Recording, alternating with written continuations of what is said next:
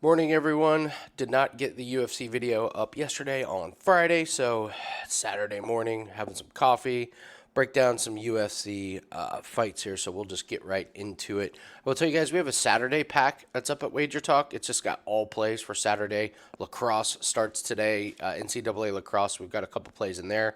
We'll have our official UFC plays that are in there. So anything that we have for today will be in that Saturday pack. So it's just one price, all plays on Saturday. That's at WagerTalk.com. Let's get into the, by the way, 6-2 this week. So, yeah, we're having a pretty solid week. So encourage everyone to get that. We've been running really well. So, let's take a look at the first couple fighters that we have here. Thomas Peterson and Jamal Pogues. And if you saw these two guys at weigh-ins, wow. They look out of shape. These are two big boys. I don't really know what the breakdown is on this one because Thomas Peterson, see this physique in this picture of Thomas Peterson? Yeah, not what he looks like. I was stunned. I'm not really sure what the thinking is. I know. Here's the thing with Jamal Pogues. Jamal Pogues used to fight at a few years ago. He weighed in at 203. Now he's weighing in at like 260. The fighting style, I have no idea what to expect. I think it's just going to be two big guys kind of lumbering around. Thomas Peterson has a lot of submissions and ground and pounds, so you would think that he would be looking to get the takedown. The problem is Pogues is so big. I don't know if he's going to get it. He won on Contender Series by key lock against Chandler Cole. Chandler Cole is horrific. Terrible fighter. I think this is just a low-level heavyweight. If I'm betting this, no chance I'm betting a winner. I'm taking it over. I don't see the cardio from either one of these guys. This thing gets out of the first round, it's going to be two tired heavyweights lumbering around. So I think over is the only way you play Peterson and Pogues, if anything. But it's just a low-level heavyweight fight. I wouldn't be betting on this. Markel Medeiros and Landon Quinones. I'll start with, let's start with Landon Quinones. So Quinones, we watched on The Ultimate Fighter. This fight against Jason Knight was pretty funny because Jason Knight was like, don't go to the ground with me. Don't go to the ground with me. And then he goes to the ground and gets submitted in under a minute. And it was just a terrible look because he had absolutely no defense for takedown, no submission defense. So he gets caught in that. All right, so then he gets a fight against Nasrat Hakparast, which myself and Jim Bolero, who had watched The Ultimate Fighter, were like, how? How is Landon Quinones getting a fight? It was like maybe nobody else would take it. Here's the thing. Hakparast doesn't take you down. So what happened was it was a good fight standing on the feet. Quinones more than held his own on short notice against a guy way higher than the rankings than he is. Now, Quinones lost, but he put on a good show. He did damage to Hakparast. So I walked away from that fight thinking, like, hey, glad we squeaked out the win on Hakparast, but man, Quinones might be a guy I want to bet on next time he's got a full camp. So he's going up against Medeiros here, who's got a really good record coming off of a win in Contender Series. And this guy has a lot of finishes. He got a couple unanimous decisions here.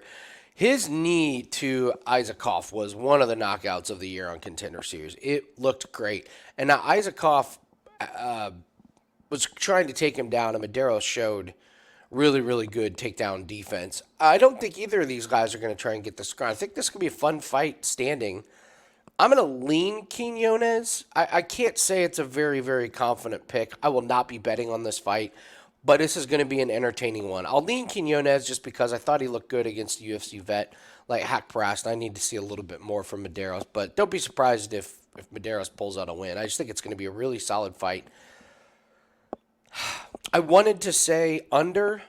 The problem is both of them are such good strikers. It may be one of those cases where neither of them wants to get knocked out. And so the first round is a long feeling out process, and then maybe they lose their knockout ability. So it's a good fight. It's not bettable for me ever so slightly into Quinones, but certainly not an official bet.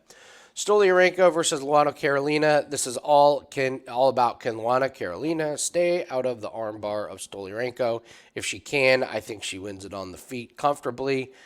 She lost to Molly McCann, lost to Joanne Wood in a split decision. That's a bad look. But comes back, gets a pretty nice win against Petrovic. I thought she looked good against Petrovic. Thought that was a really good performance by her. And meanwhile, you got, Stolyarenko. It's first round arm bar or nothing. I mean, look at, Molly McCann, arm bar, loses to Chelsea Chandler. Not a all right, I was going to say not a bad loss, but how she looked in that fight was a bad loss. Jessica Rose Clark, armbar. Loses. So, can Carolina stay out of the armbar? If she does, yeah, I think it's over for Stolyarenko. Possibly a live bet if Carolina survives the first round, and it looks like Stolyarenko's kind of lost a little bit of oomph on her takedowns or wrestling. Then it's going to be Carolina all day. So I will take Carolina. No opinion on the distance, but I do think it's Carolina. When you're fighting Stolyarenko, you have one job: stay out of the armbar. So Stolyarenko definitely one trick pony. I'll take Carolina. Blake Builder, Jing Yong Lee could be a fun fight. I hope it's a fun fight because you've got Ji Yong Lee who can be like he can come out of the gates really really fast, as you can see, like. Round 1 knockout, round 1 knockout, round 1 knockout, round 1 knockout, round 2 knockout. However, this fight on his first UFC Fight Night was not a very exciting fight. The other guy was trying to grapple the entire time. Give Lee credit. Lee loses the first round, then wins the next two because he showed really good defense, tired the other guy out, and was able to get strikes. But I mean, Lee is going to want to strike. That's what his deal is. He's gonna want to strike. So. What does Blake Builder do? I mean, hopefully he comes in with a little bit more humble attitude than what he did against Kyle Nelson, because that was a bad loss to Kyle Nelson. He came in way too cocky. He had no strategy. He just looked bad. Before that, he beat Shane Young. Whoop-dee. Shane Young's not very good. So Kyle Nelson was able to just kind of outgrind Builder. Like, Builder couldn't get any offense going. Kyle Nelson looked like the guy with the better cardio. He looked like the guy with the better striking. So I think I'm going to go out on a limb and just play this under to not go the distance, because I think Lee is he's going to make this a striking fight from the very beginning. Maybe Builder tries to push him up against the fence and take it away, but I watched Lee in his last fight off 1 million takedown attempts. So I think in the end, Lee is going to get his way and make this a striker. I think Builder either is going to try and strike with him at the very beginning, or he's not going to want to strike, and then he ends up striking with him anyways. And I think that just turns into a recipe for a knockout. So I'm not going to pick a side on this one. I'm just going to take it to not go the distance, as I think Lee turns into a really, really fun, scrappy, like exciting fight on the feet. And this kind of falls into the road to UFC theory about these guys that come in off a road to UFC. They're kill or be killed, and a lot of them are not going the distance. So I'll take the under on this one. Temba Grimbo and Pete Rodriguez. I mean, if you've watched any UFC videos this week, you know it's Pete Rodriguez KO in round 1 or Grimbo. This is your classic striker grappler. Grimbo, I mean, his story is really incredible. The guy was basically homeless. He was training, and he was so broke that he literally could not afford food. So Colby Covington, I believe, was the one that started feeding him. So Grimbo loses against AJ Fletcher. Comes back, though, gets the win against Takashi Sato, and then has this thing where The Rock shows up and surprises him. And it was this really good, fun story. He's not that good of a striker. He's okay on the ground. Maybe he's going to fall into his own because he's had real camps with real gyms and real nutrition. Maybe he looks a lot better. We'll see. Pete Rodriguez makes his UFC debut. Saves a fight against Jack Maddalena and gets crushed. And at the time, we didn't know Maddalena was as good as he is. So, I mean, shout out to Pete Rodriguez. UFC calls, he takes a fight, he gets blasted the next week by Maddalena. Comes back and takes care of Mike Jackson, one of the worst fighters in UFC history.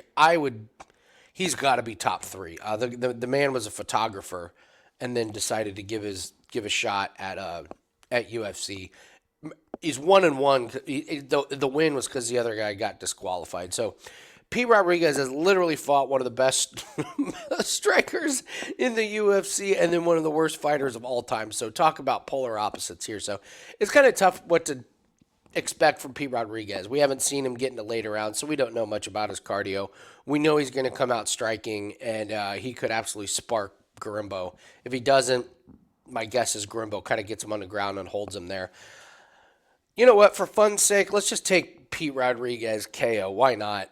It's a great live betting opportunity because if Grimbo gets him on the ground early, it's going to be a long, long fight for Pete Rodriguez. So maybe taking this one to not go the distance would be good because if Rodriguez wins, it's probably going to be by a knockout.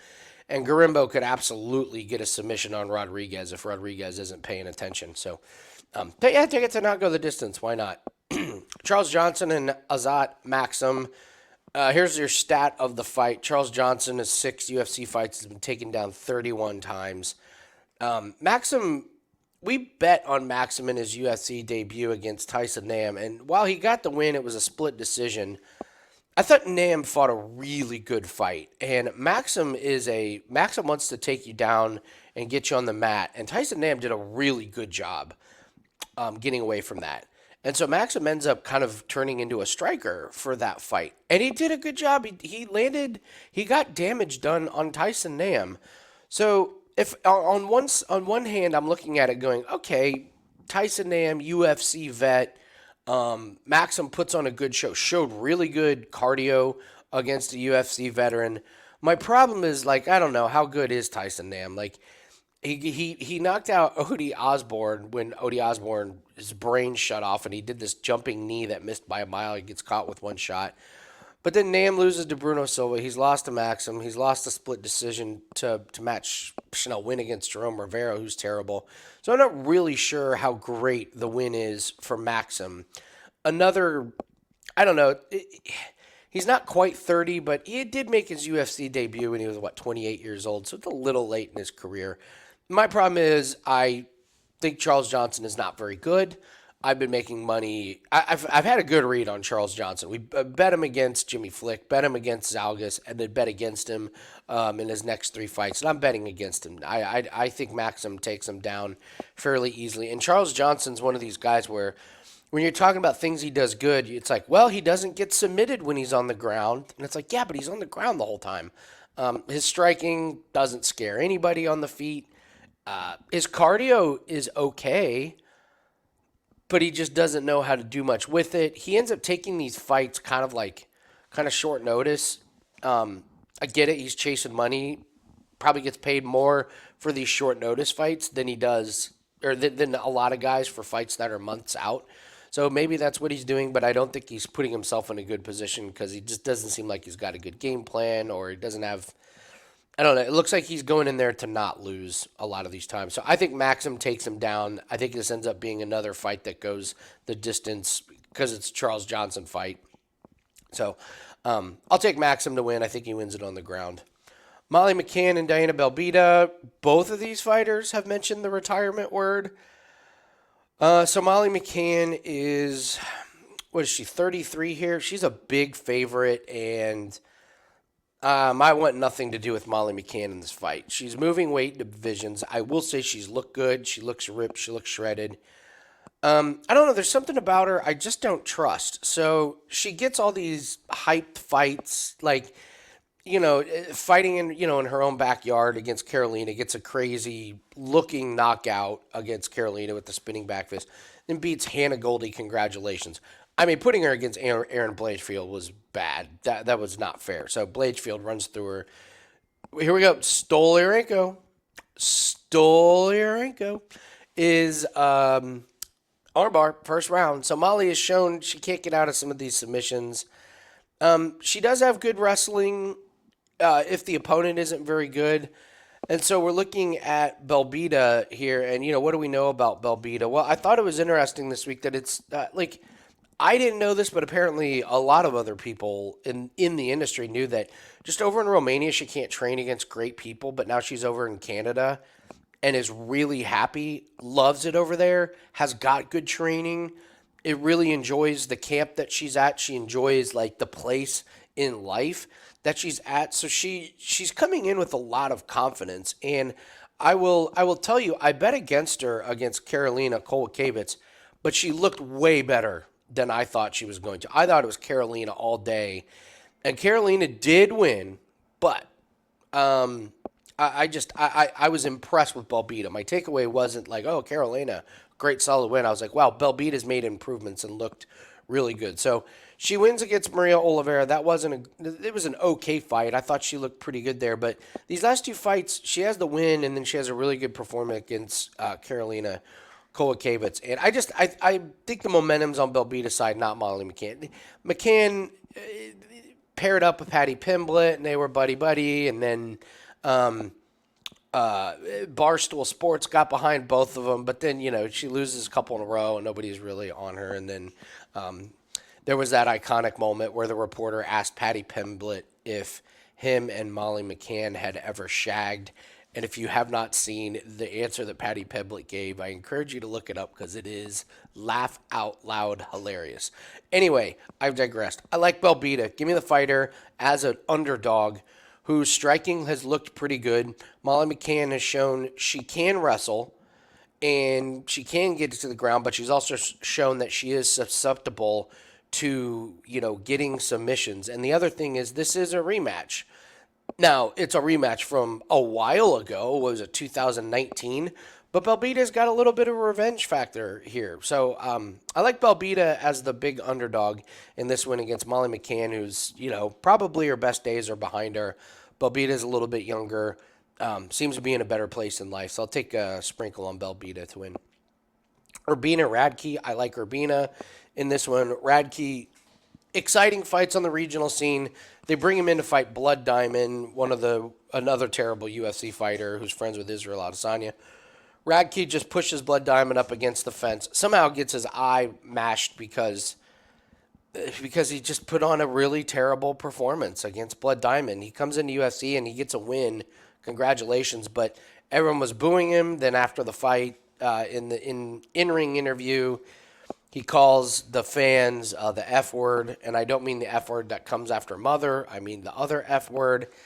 And it was a wild, crazy moment. But the fans were booing for a reason. He put on a terrible show, but he was able to do it against Blood Diamond. He's not going to be able to do that against Gilbert Urbina. Urbina is bigger than him. By the time this fight starts, Urbina maybe 10, 15 pounds stronger than Radkey. So I don't know what we're going to get from Radkey. Because on the regional scene, Radkey was like, come out, strike, and get finishes. Then he has his UFC fight where he just pushes the guy up against the fence. So I don't know what we're going to get from Radkey. But Urbina, so I watched Urbina on The Ultimate Fighter, and he lost a couple. So he loses to Trayshawn Gore. They bring him in short notice to take on Brian Battle in the championship, but he was only in there because the other guy got hurt. It was short notice, so I mean, Urbina took the fight. Battle wins, but it was you don't take anything away from that. So he takes a long time off, trains, comes out, and Arian Koski's not very good, but he does take care of business. Like, he was in control from the very beginning. I was impressed. He used his length, really, really good damage to the body, and he finishes the fight with a good shot to the body. He didn't look fast, but he did look in control. He looked powerful, and if Radkey tries to do the push up against the fence thing, it's just not going to work against Urbina. Urbina's bigger. So I like Urbina to win here. I just wish I knew what we were going to get from Radkey. If I knew Radkey was going to come out guns a-blazing, this is an under all day. But if he pushes up against the fence and tries to make this boring and he sees that as his path to victory, this could be another bad fight. So sadly, I don't have an opinion on the over-under. But I think you'll know within the first minute if this fight's going to go the distance or not. Like, if Radkey looks like a wild man, it's going under. But I like Urbina to win here.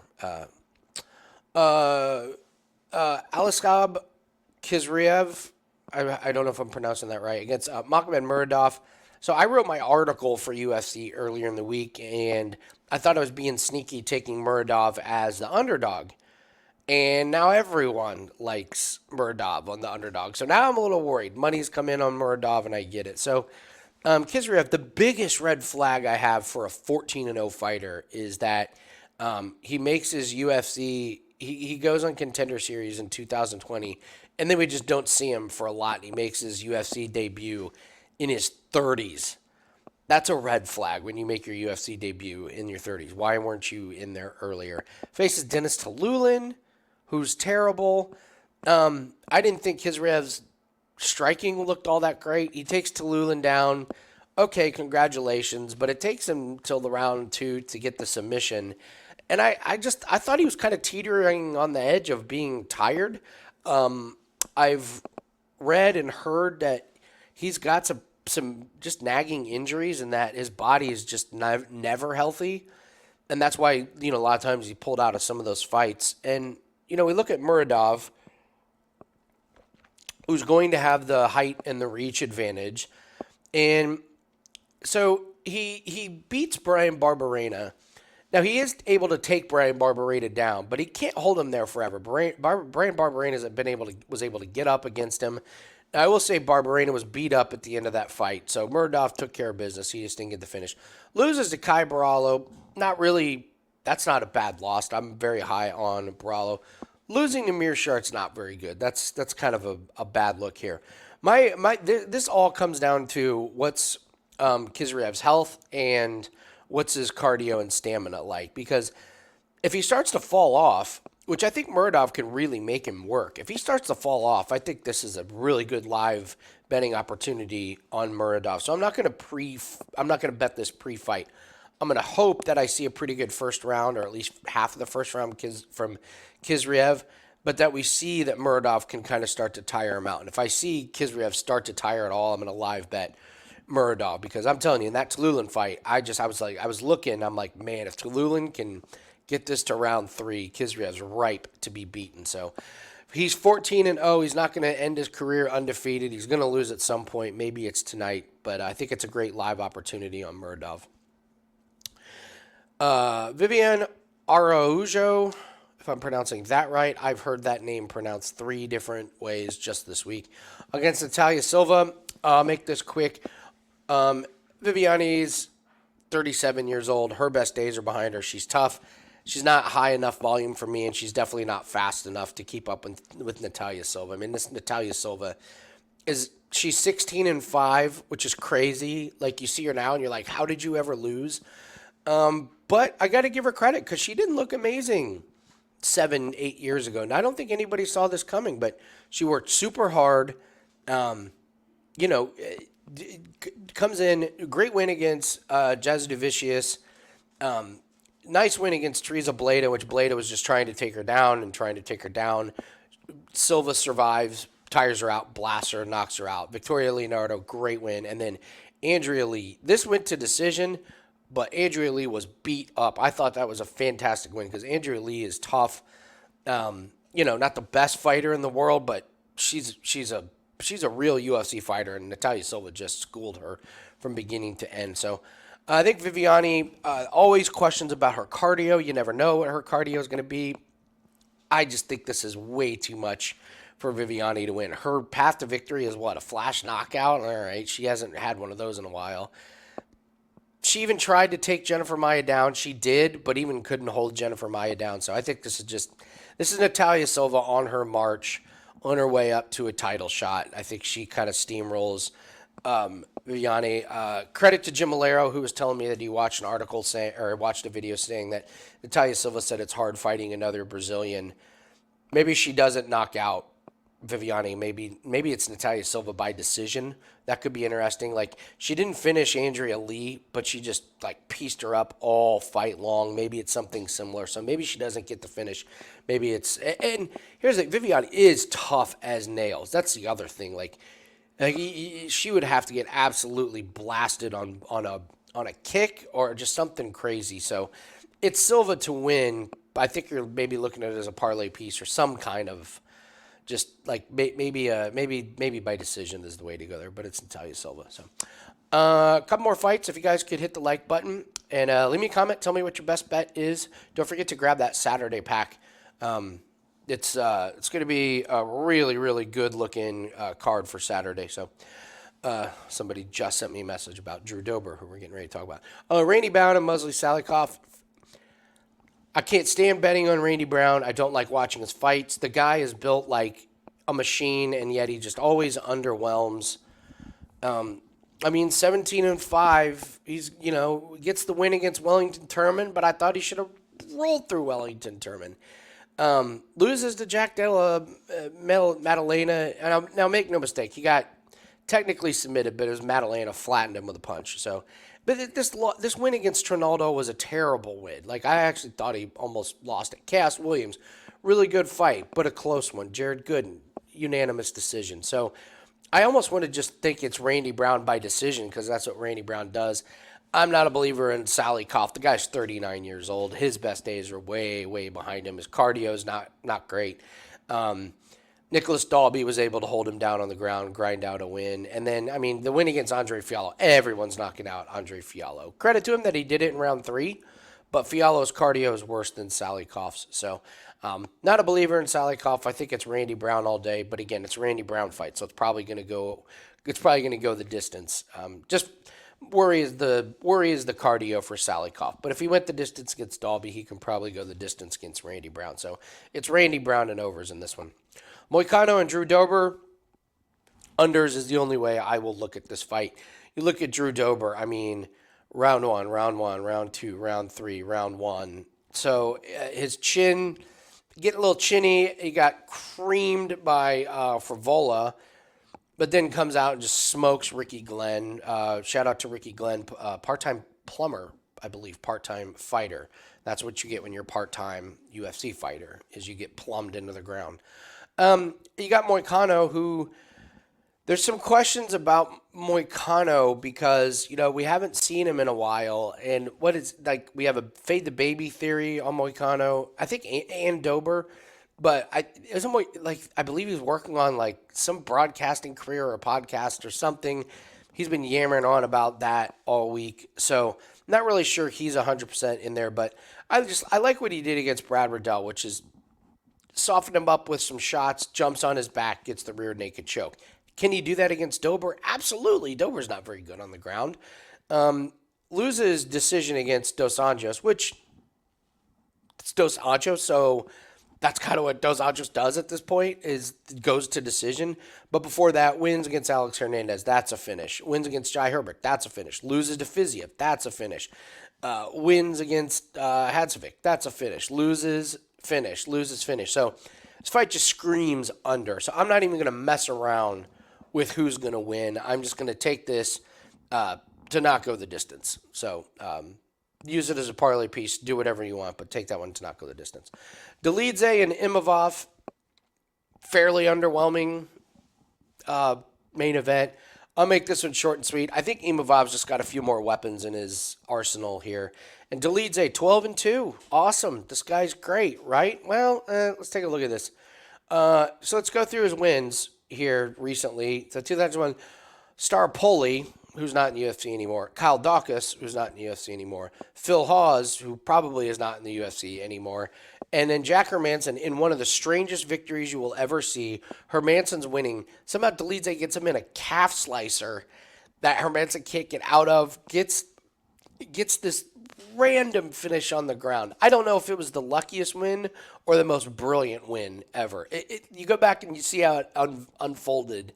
I still don't know what to make of that one. So what happens, he takes on Vettori and loses, it was a close fight. I wouldn't tell you you're dead wrong if you said that Dolidze won that fight.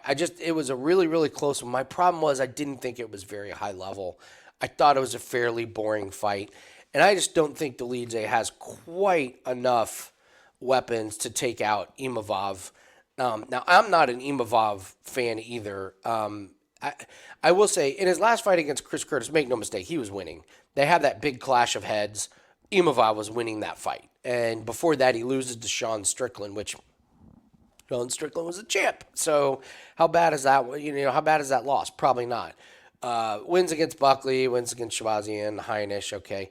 Loses to Phil Hawes. That is a strange one. That's the one that may give you a little bit of pause. But losing a boxing match to Sean Strickland isn't that big of a deal. I just think Imavov's going to have a little bit better cardio.